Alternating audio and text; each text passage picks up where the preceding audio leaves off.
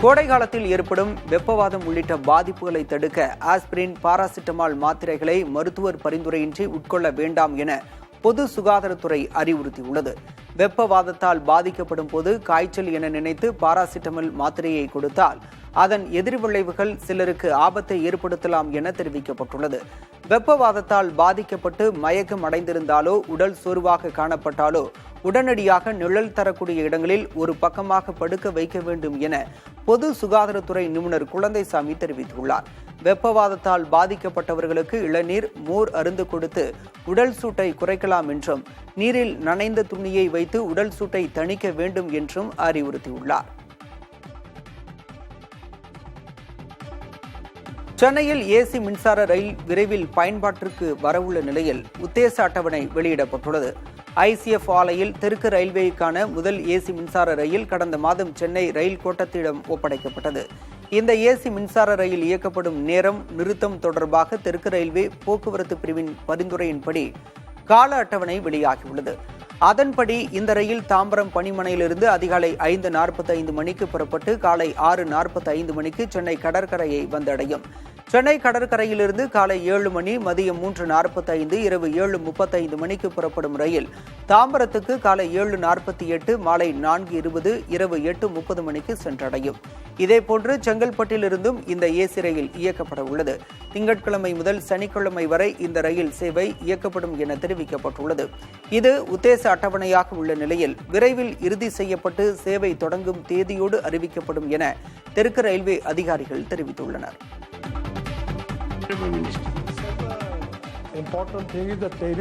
தேசிய நெடுஞ்சாலை சுங்க கட்டண வசூலில் நுகர்வோருக்கு நியாயமான சலுகைகள் வழங்கப்படும் என மத்திய அமைச்சர் நிதின் கட்கரி அறிவித்துள்ளார். மாநிலங்களவையில் பேசிய அவர், சுங்க கட்டண வசூல் தொடர்பான புதிய கொள்கையை மத்திய அரசு அறிவிக்க உள்ளதாக கூறினார். 60 கிலோமீட்டர் தொலைவுக்குள் ஒன்றுக்கும் மேற்பட்ட சுங்கச்சாவடிகள் அமைக்கப்படக்கூடாது என மீண்டும் தெளிவுபடுத்திய கட்கரி, இதில் சில விதிவிலக்குகள் உள்ளதாகவும் குறிப்பிட்டார். தரமான சாலைகள் வேண்டும் என்றால் அதற்கான கட்டணத்தை செலுத்த வேண்டும் என்றும் கட்கரி தெரிவித்துள்ளார். தங்க நகை விற்பனையில் ஹால்மார்க் கட்டாயமாக்கப்பட வேண்டும் என உத்தரவிடக் கோரிய வழக்கில் மத்திய அரசு பதில் மனு தாக்கல் செய்ய உயர்நீதிமன்ற மதுரை கிளை உத்தரவிட்டுள்ளது. நகைகளை விற்கும்போது வாடிக்கையாளர்களிடம் கொடுக்கப்படும் பில்லில் நகைகளில் அச்சிடப்பட்ட ஹால்மார்க் எண்களை குறிப்பிடுவதை கட்டாயமாக்க வேண்டும் என விருதுநகரைச் சேர்ந்த சுரேஷ்குமார் மனு தாக்கல் செய்தார். அதில் செல்போன் செயலியில் விவரங்களை பெறும் வகையில் நகை விற்பனையாளரின் பெயர், இன்வாய்ஸ் எண் மற்றும் விற்பனை தேதியை குறிப்பிட வேண்டும் எனவும் இந்தியாவில் உள்ள அனைத்து மாவட்டங்களிலும் ஹால்மார்க் முறையை கட்டாயமாக்கிட உத்தரவிட வேண்டும் எனவும் கோரியிருந்தார். இந்த மனுவை விசாரித்த நீதிபதிகள் நிஷா பானு, ஸ்ரீமதி அமர்வு, இந்தியாவில் 803 மாவட்டங்கள் உள்ள நிலையில் 343 மாவட்டங்களில் மட்டும் ஹால்மார்க்கை கட்டாயமாக்கியது ஏன் என கேள்வி எழுப்பினர். சில மாவட்டங்களில் மட்டும் ஹால்மார்க்கை கட்டாயமாக்கினால் மற்ற மாவட்டங்களில் முறைகேடு நடக்காதா என கேள்வி எழுப்பிய நீதிபதிகள் மத்திய அரசு பதில் மனு தாக்கல் செய்ய உத்தரவிட்டனர்.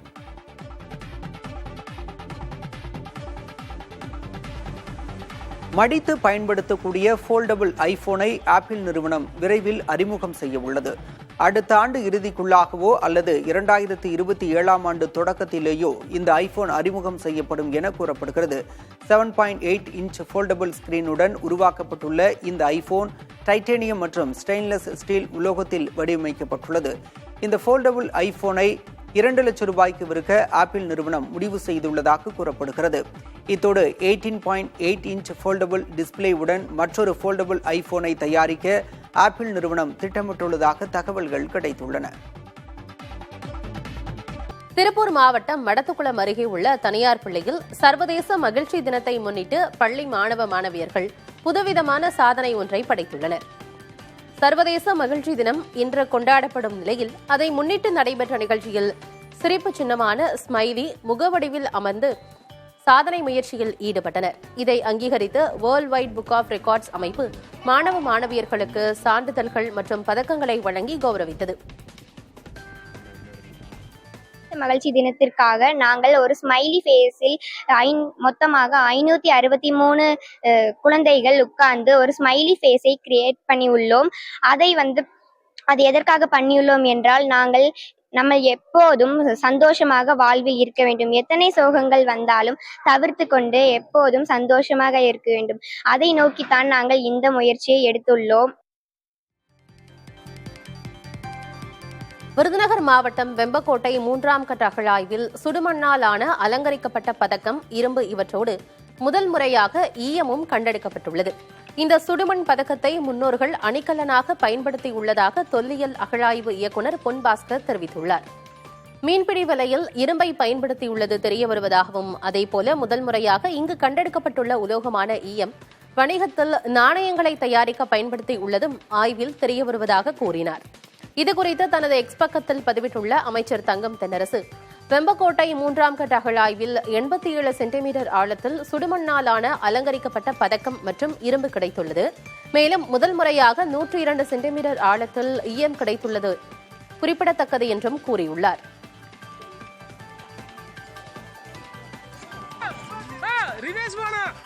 கோவை மாவட்டம் மேட்டுப்பாளையம் அருகே சாலையில் உலா வந்த ஒற்றை ஆண் யானையால் சிறிது நேரம் போக்குவரத்தில் பாதிப்பு ஏற்பட்டது. வனப்பகுதியிலிருந்து வெளியேறிய ஆண் யானை ஒன்று மேட்டுப்பாளையத்தில் பேருந்து உதகை செல்லும் நெடுஞ்சாலை பகுதியில் உலா வந்தது. இதனால் அவ்வழியே சென்ற வாகனங்கள் இருபுறமும் நிறுத்தப்பட்டன. சாலையை கடந்த பிறகு சாலையோரமாகவே வாகனங்களுக்கு மத்தியில் யானை நடந்து சென்றது. பிறகு போக்குவரத்து சீரானது.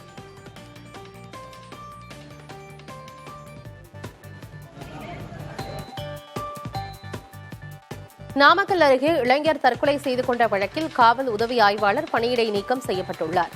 தட்டாரப்பாளையத்தைச் சேர்ந்த மணிகண்டன் என்பவர் மது அருந்திவிட்டும் உரிய ஆவணங்கள் இல்லாமலும் இருசக்கர வாகனத்தில் சென்றதாக கூறி அவருக்கு காவல்துறையினர் 20,000 ரூபாய் அபராதம் விதித்தனர்.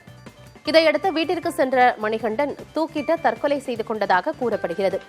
அவரது மரணத்திற்கு வாகன தணிக்கையில் ஈடுபட்ட காவலர்களே காரணம் என கூறி மணிகண்டனின் உறவினர்கள் போராட்டத்தில் ஈடுபட்டனர். இதைத் தொடர்ந்து வாகன தணிக்கையின் போது பணியில் இருந்த உதவி ஆய்வாளர் மோகனை பணியிடை நீக்கம் செய்து மாவட்ட காவல் கண்காணிப்பாளர் நடவடிக்கை எடுத்துள்ளார்.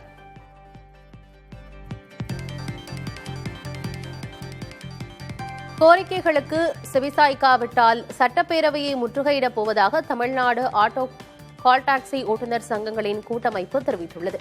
மார்ச் 24ஆம் தேதி போக்குவரத்து துறை மானிய கோரிக்கையின் போது முற்றுகை போராட்டம் நடத்தப்போவதாக கூட்டமைப்பின் தலைவர் ஜாகிர் ஹுசேன் தெரிவித்துள்ளார்.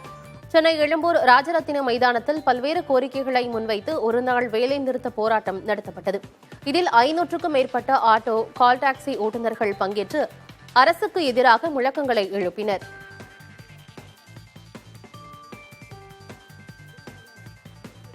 கிட்டத்தட்ட 12 ஆண்டுகள் ஆயிடுச்சு. அமைச்சர் பேச்சுவார்த்தை நடத்தினார், அதுக்கப்புறமா எந்த ஒரு அப்டேட்டுமே இல்லை. இந்த ஆட்டோமீட்டர் கட்டணம் உயர்த்தப்படுமா படாதா என்பது குறித்து மிகப்பெரிய ஒரு கேள்விக்குறி இருக்கு. குறிப்பாக அதே போல இந்த ஓலா ஊபர் நிறுவனங்கள் என்ன பண்றாங்க அப்படின்னு பாத்தீங்கன்னா, கிட்டத்தட்ட ஓட்டுநர்கள்ட்ட 30% வரைக்கும் கமிஷன் எடுக்கிறாங்க. இது மிகப்பெரிய பிரச்சனையாக இருக்கு. எப்படி ஆட்டோக்களுக்கு சப்ஸ்கிரிப்ஷன் மாடல்ல, இந்த சாஸ் மாடல்னு சொல்லக்கூடிய மாடல்ல 25 ரூபா மட்டும் தான் ஒரு நாளைக்கு இந்த நிறுவனங்கள் வாங்குதோ, அந்த மாதிரி என்ன பண்ணணும் அப்படின்னா ஓலா ஊபர் நிறுவனங்கள் சப்ஸ்கிரிப்ஷன் வாங்கணும். டாஸ்மாக் விவகாரம் தொடர்பாக அமலாக்கத்துறை மேற்கொண்டு விசாரணை நடத்த தடை கோரி டாஸ்மாக் நிறுவனம் சென்னை உயர்நீதிமன்றத்தில் மனு தாக்கல் செய்துள்ளது. 3 மனுக்களை தாக்கல் செய்துள்ள அந்நிறுவனம் மாநில அரசின் அனுமதியின்றி சட்டவிரோத பணப்பரிமாற்ற தடை சட்டத்தின் கீழ் நடவடிக்கை எடுக்க தடை விதிக்க வேண்டும் எனவும் வலியுறுத்தியுள்ளது. விசாரணை என்ற பெயரில் டாஸ்மாக் நிறுவனத்தின் அதிகாரிகளையோ அல்லது பணியாளர்களையோ துன்புறுத்துவதற்கு தடை விதிக்க வேண்டும் எனவும், அமலாக்கத்துறையின் சோதனையையும் அதில் ஆவணங்கள் பறிமுதல் செய்யப்பட்டதையும் சட்டவிரோதம் என அறிவிக்க வேண்டும் எனவும் கூறியுள்ளது. விரைவில் இந்த மனு விசாரணைக்கு வரும் என எதிர்பார்க்கப்படுகிறது. அண்மையில் டாஸ்மாக் தலைமை அலுவலகம் உள்ளிட்ட 20க்கும் மேற்பட்ட இடங்களில் அமலாக்கத்துறையினர் 3 நாட்கள் சோதனையில் ஈடுபட்டிருந்தனர்.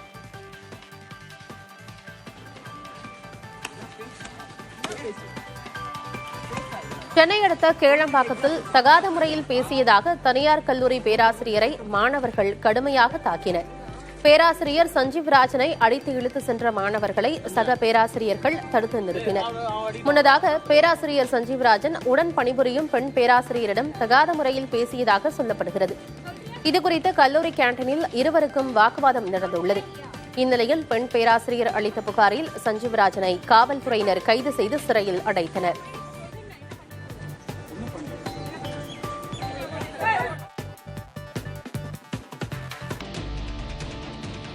தேசத்திற்கு அதிக நிதி பங்களிப்பை அளிக்கும் தமிழர்களாகிய நாம் தான் தேசப்பற்று உடையவர்கள் என அமைச்சர் பழனிவேல் தியாகராஜன் தெரிவித்துள்ளார்.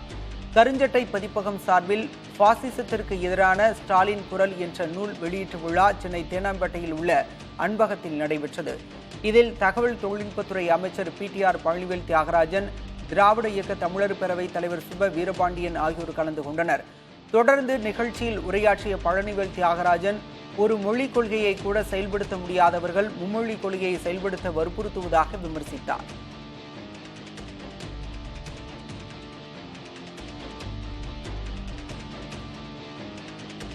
அவங்க மும்மொழின்னு சொல்லிட்டு ஒரு மொழியை கூட நிறைவேற்ற முடியாத சூழ்நிலையில் நாங்கள் ஏங்க மாறணும்னு கேட்டால் அதுக்கு பதில் சொல்லாமல் இவங்கெல்லாம் தேச துரோகி, இவங்களுக்கெல்லாம் தேசப்பற்று இல்லை, இவங்கெல்லாம் தேச விரோதி என்ற என்ன சொல்கிறது லேபிள் ஒட்டுறாங்க நம்ம மேல். ஆனால் நான் பல ஊடகங்களில் பல வகையில் கூறியிருக்கிறேன், உண்மையிலேயே தேசப்பற்று அதிகம் இருக்கிறவர்கள் என்றால் தமிழ்நாட்டில் இருக்கிறவர்கள் தான். ஏனென்றால் முதலில் அதிக நிதியை தேச அரசாங்கம், ஒன்றிய அரசாங்கம் நடத்துறதுக்கு கொடுக்கறது நம்ம தான். நம்ம டேக்ஸ் ரெவன்யூ இல்லைன்னா அவங்க டிஃபென்ஸையும் நடத்த முடியாது, அவங்க பாக்கி மாநிலத்துக்கும் அள்ளி கொடுக்க முடியாது, அவங்களுடைய துறையும் நடத்த முடியாது, எதுவும் பண்ண முடியாது.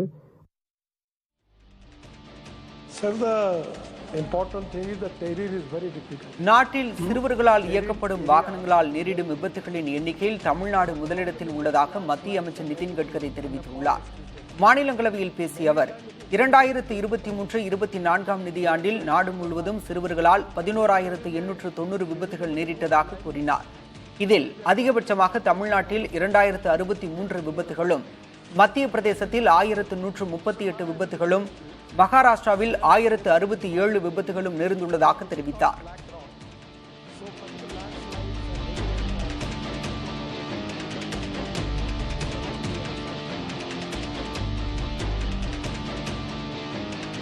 அண்மை காலமாக அதிகரித்து வரும் வெப்பநிலை உயர்வால் பனிப்பாறைகள் உருகுவதை துரிதப்படுத்துவதாகவும் கடல் மட்டம் உயர்வை வேகமாக்குவதாகவும் ஐநா காலநிலை அமைப்பு கவலை தெரிவித்துள்ளது. கடந்த 2024 ஆண்டில் கிரீன்ஹவுஸ் வாயுக்கள் வரலாறு காணாத அளவிற்கு அதிகரித்து வெப்பநிலை உயர்விற்கு காரணமாக அமைந்ததாக ஐநா காலநிலை அமைப்பின் அறிக்கையில் தெரிவிக்கப்பட்டுள்ளது. இது பனிப்பாறைகள் உருகுவது, கடல் மட்டம் உயர்வதற்கு காரணமாக அமைந்ததாக குறிப்பிட்ட ஐநா காலநிலை அமைப்பு, இது உலக வெப்பமயமாக்குதல் வரம்பிற்கு நெருக்கமாக செல்வதை உணர்த்துவதாகவும் கூறியுள்ளது. கடந்த ஆண்டு உலக வெப்பநிலை உயர்வுக்கு சூரிய சுழற்சியில் ஏற்பட்ட மாற்றங்கள், மிகப்பெரிய எரிமலை வெடிப்பு உள்ளிட்ட பிற காரணிகளும் காரணமாக இருக்கலாம் என்றும் தெரிவிக்கப்பட்டுள்ளது. இதனிடையே கடந்த ஆண்டு சராசரி வெப்பநிலை அளவு முன் எப்போதும் இல்லாத வகையில் 1.55 டிகிரி செல்சியஸ் உயர்ந்து உள்ளதாக உலக வானிலை அமைப்பு கூறியுள்ளது.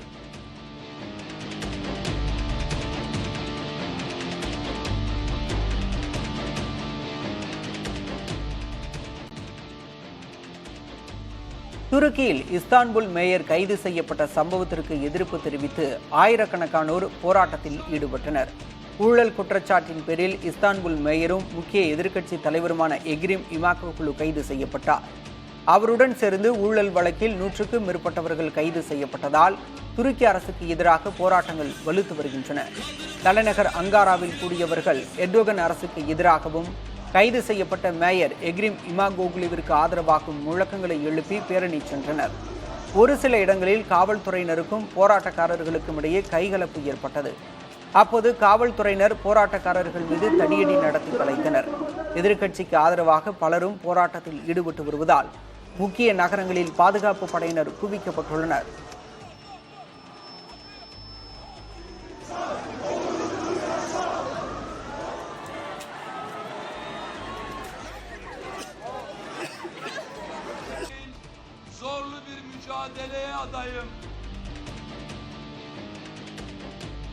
லண்டனில் சிம்பனி நிகழ்த்தியதையொட்டி இசையமைப்பாளர் இளையராஜாவை நடிகர் சிவகுமார் சந்தித்து வாழ்த்து தெரிவித்தார். வேலியன்ட் எனும் தனது முதல் சிம்பனியை லண்டனில் மார்ச் 8ஆம் தேதி அரங்கேற்றினார் இளையராஜா. அதனையொட்டி அரசியல் பிரபலங்கள் மற்றும் திரைத்துறையினர் அவரை சந்தித்து வாழ்த்தி வருகின்றனர். அந்த வரிசையில் சென்னை கோடம்பாக்கத்தில் உள்ள இசைக்கூடத்துக்கு மகன் சூர்யா, மகள் பிருந்தாவுடன் சென்று இளையராஜாவிற்கு வாழ்த்து தெரிவித்த நடிகர் சிவகுமார் அவருக்கு தங்கச்சங்கிலி ஒன்றையும் கௌரவ பரிசாக அணிவித்தார். தெலுங்கானாவில் வரும் மே மாதம் உலக அழகி போட்டி நடைபெறவுள்ளது. இதை மையப்படுத்தி இப்போதே சர்ச்சை தொடங்கிவிட்டது. தெலுங்கானாவில் சுற்றுலாத்துறையை ஊக்குவிப்பதற்காக இந்த போட்டியை ஒருங்கிணைப்பதாகவும், இந்த போட்டியால் தெலுங்கானா சர்வதேச கவனம் பெறும் என்றும் அம்மாநிலத்தை ஆளும் காங்கிரஸ் கூறி வருகிறது. மறுபுறம் அழகி போட்டிக்காக மக்களின் வரிப்பணம் 200 கோடி ரூபாயை வீணடிப்பதாக எதிர்க்கட்சியான பாரத் ராஷ்டிரிய சமிதி விமர்சித்துள்ளது. மாநிலம் 71,000 கோடி ரூபாய் நிதி பற்றாக்குறையை எதிர்கொண்டு வருகிறது. இந்த சூழலில் இந்த போட்டி தேவையா என்ற ரீதியில் பிஆர்எஸ் கட்சித் தலைவர் KT ராமாராவ் விமர்சித்துள்ளார். கேரள நீர்ப்பாசனத்துறைக்கு வழங்க வேண்டிய தொகையை தமிழக குடிநீர் வடிகால் வாரியம் செலுத்தாததால் சிறுவாணி அணையிலிருந்து கோவைக்கு வழங்கும் குடிநீரின் அளவை குறைத்துள்ளது கேரள அரசு. 13 கோடி ரூபாய் நிலுவையில் இருக்கும் நிலையில் நாள் ஒன்றுக்கு 3 கோடி லிட்டர் தண்ணீர் வீதம் குறைக்கப்பட்டுள்ளது. முன்பு நாள் ஒன்றுக்கு 7.7 கோடி லிட்டர் குடிநீர் வழங்கப்பட்ட நிலையில் அது 4.7 கோடி லிட்டராக குறைக்கப்பட்டிருக்கிறது. இந்நிலையில் கேரள அரசுடன் பேச்சுவார்த்தை நடத்தி குடிநீரை பெற்றுத்தர வேண்டும் என மக்கள் கோரிக்கை விடுத்துள்ளனர். கேரளாவுக்கு வழங்க வேண்டிய தொகை படிப்படியாக செலுத்தப்பட்டு வருவதாக கூறிய மாநகராட்சி ஆணையர் சிவகுரு பிரபாகர், மாற்று ஏற்பாடாக பவானியிலிருந்து தேவையான அளவு தண்ணீர் எடுத்து மக்களுக்கு விநியோகிக்கப்பட்டு வருவதாக தெரிவித்தார்.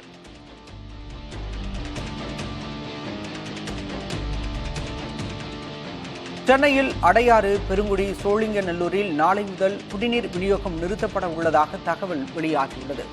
செங்கல்பட்டு மாவட்டம் நெம்மேலியில் உள்ள கடல்நீரை குடிநீராக்கும் நிலையத்தில் பராமரிப்பு பணிகள் நடைபெற உள்ளன.